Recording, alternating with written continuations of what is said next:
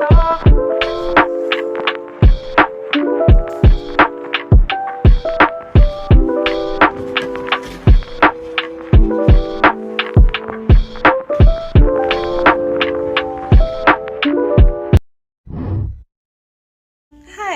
today I want to talk about cognitive offloading. Cognitive offloading is when you use a physical action to reduce the cognitive demands of a task. This is especially useful for people with executive functioning issues or working memory issues, when you do things like take notes, set reminders, add calendar invites. That's all cognitive offloading, and it's especially helpful to adults with ADHD. Hope that helps.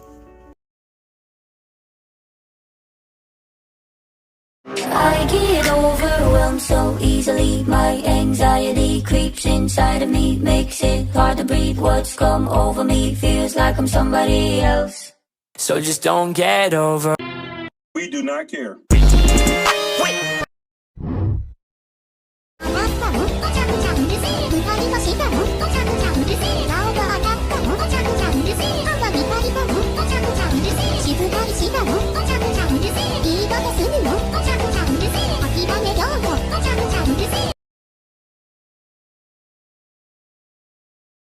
How did you run out of fuel that quickly?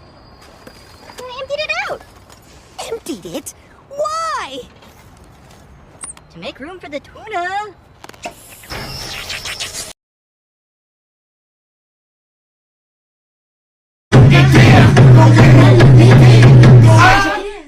Drive these brothers crazy. I do it on the daily. They treat me really nice. We go to bed, you doze off. So I take your country girl clothes off. I put my hands on your body. It feels like, hey, it's a fucking scarecrow again. Put a finger down, my childhood wasn't that bad edition. I judge myself more harshly than others. I feel as though I don't belong with family and friends. Others complain I am aloof or distant. I have difficulty asking others for help, and I pride myself in not relying on others. I compare myself to others and find my life lacking. I often just want to be left alone. I feel I have not met my full potential in life. I often feel disappointed or angry at myself. I have trouble identifying my feelings, strengths, and weaknesses. I feel like a fraud in my own life. These are all symptoms of emotional neglect in childhood. If you feel like you identify with these symptoms, please see a mental health professional. One of the things that I struggle with most is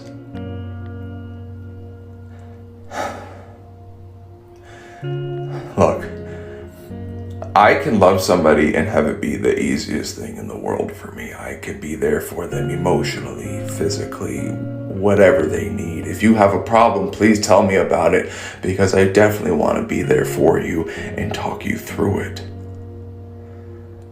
But I feel like I can't let anybody do that for me,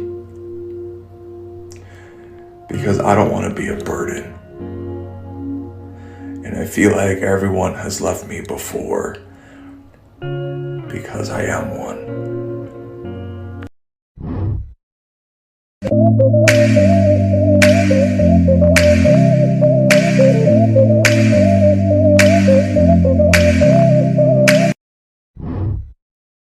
Okay, I just learned about expressive language disorders, and it's kind of blowing my mind. I don't know if I struggle with it severely enough for it to be a disorder, but I definitely have difficulties with it. I have always felt like my ability to speak does not match the level at which I think.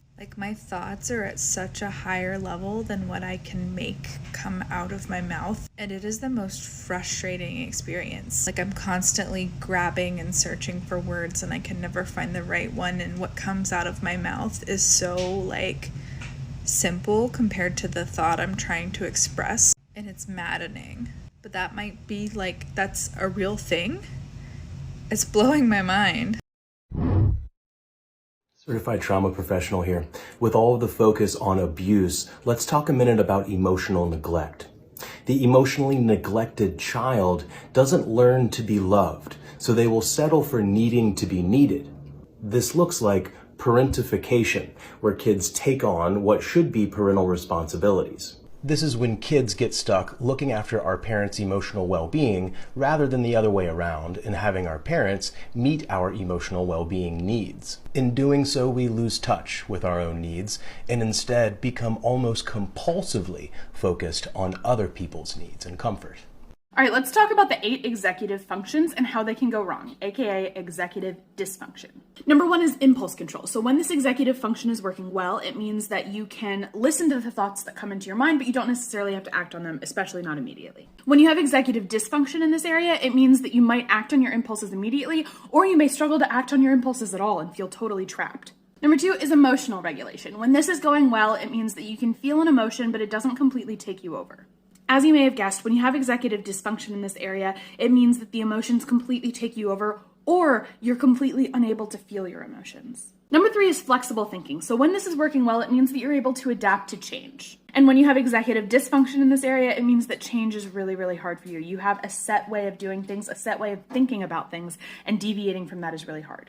Number 4 is working memory. So when this is working well, you're able to hold information in your head while you do other stuff. An executive dysfunction in this area looks like being really forgetful. Like for part 2.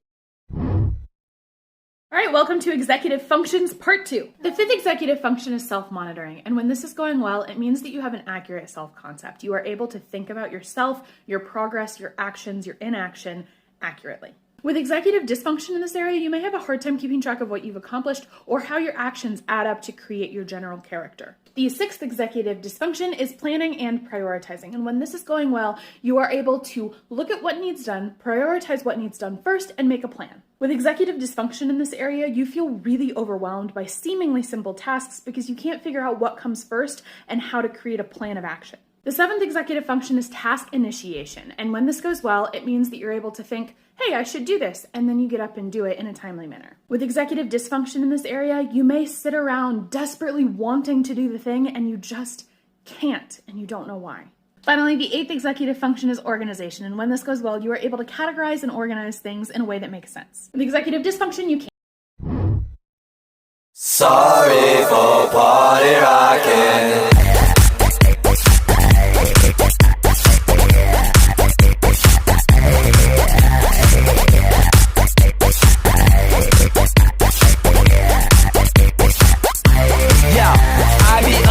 In the party, looking for a hottie to bone. I got a drink in my hand and they just called Buffalo. Popping bottles in a house with my